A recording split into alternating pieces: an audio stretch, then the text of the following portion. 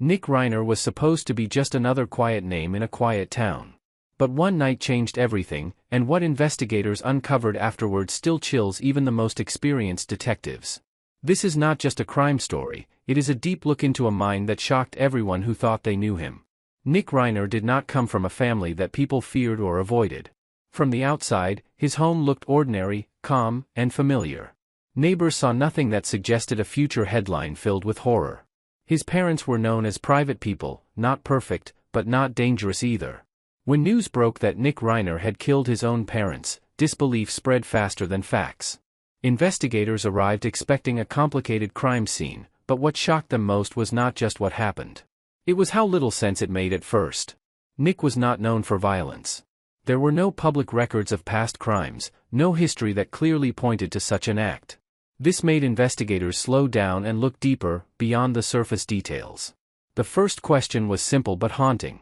Why would someone turn against the very people who gave them life? The answer did not come quickly, and it did not come from one single reason. Detectives began rebuilding Nick's life piece by piece. They looked at his childhood, his teenage years, and his behavior in the months leading up to the crime. Every detail mattered, even the ones that seemed small. Friends described Nick as withdrawn but polite. Teachers remembered him as quiet and observant. No one recalled him openly threatening his parents or speaking about hatred toward them. But silence, investigators knew, can hide storms. Just because someone does not speak does not mean nothing is happening inside. Inside the Reiner home, tension had been growing for years. It was not always loud or explosive. Often, it was subtle, quiet, and buried under routine. Investigators found that Nick felt controlled for most of his life. His parents made decisions for him long after he felt he should have had independence. This created frustration that never found a healthy release. Psychologists working with the case explained that long-term emotional pressure can be as damaging as open conflict. When feelings are never expressed, they do not disappear. They build. Nick struggled with identity. He did not feel understood by his parents, and he believed they did not listen to him. Over time, this belief hardened into resentment. One of the first dark reasons investigators identified was emotional isolation. Nick felt alone even while living under the same roof as his parents. This loneliness became dangerous. Another reason was control. His parents, according to reports, were strict and deeply involved in every part of his life. To them, it was care.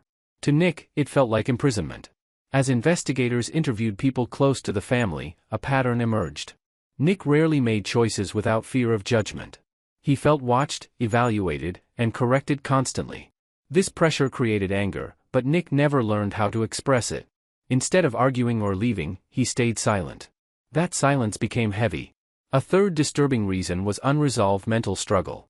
Experts believe Nick was dealing with psychological issues that went unnoticed or untreated. He did not ask for help, and no one forced the issue.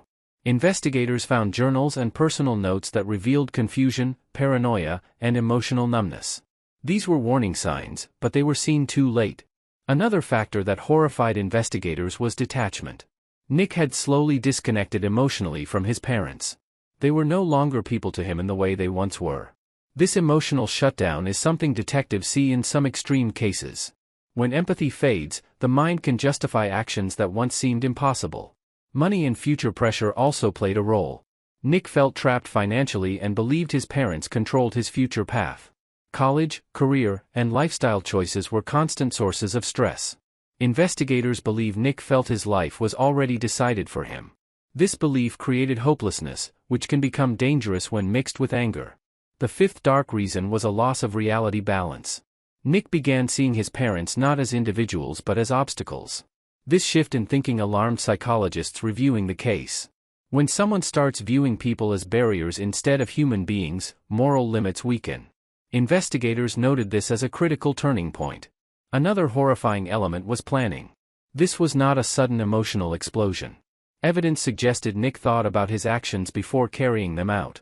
That planning terrified investigators because it showed intent mixed with emotional numbness. It was not chaos. It was cold decision-making. The sixth reason investigators highlighted was suppressed rage.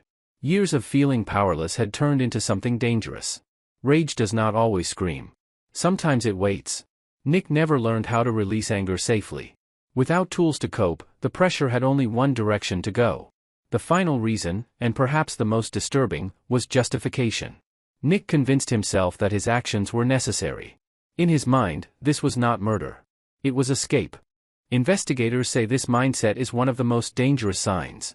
When someone believes harm is justified, normal moral barriers collapse. After the crime, Nick's behavior confused detectives. He did not react the way they expected. There was no visible breakdown, no dramatic confession. Instead, there was distance. A flat emotional response that made the case even more chilling. Experts later explained that emotional overload can shut down visible reactions. When a mind is overwhelmed, it protects itself by disconnecting. As the investigation continued, one truth became clear. This was not caused by one argument or one bad day. It was the result of years of unresolved tension. The case horrified investigators because it showed how quiet suffering can turn catastrophic. There were no obvious warning signs that screamed danger. Nick Reiner became a symbol of something deeply unsettling. A reminder that emotional neglect, control, and silence can be just as destructive as violence. This case forced law enforcement to rethink how they identify risk. It showed that not all threats announce themselves loudly.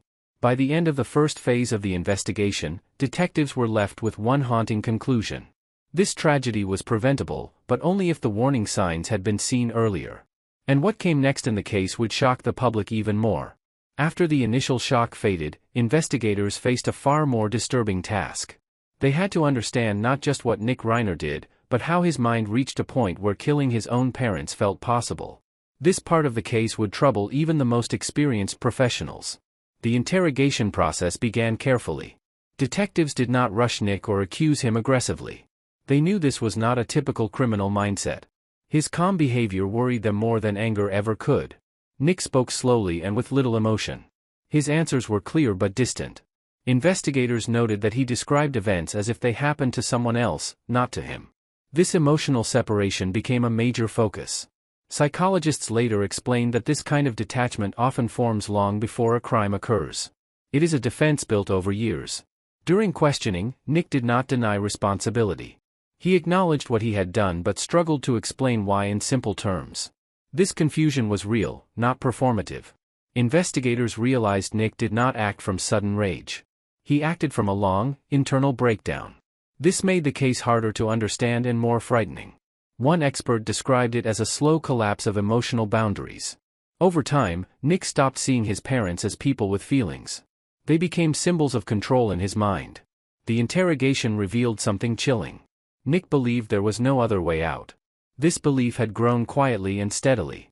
Detectives asked about escape, independence, and leaving home. Nick responded that leaving never felt possible. Emotionally, he felt trapped long before he was physically trapped.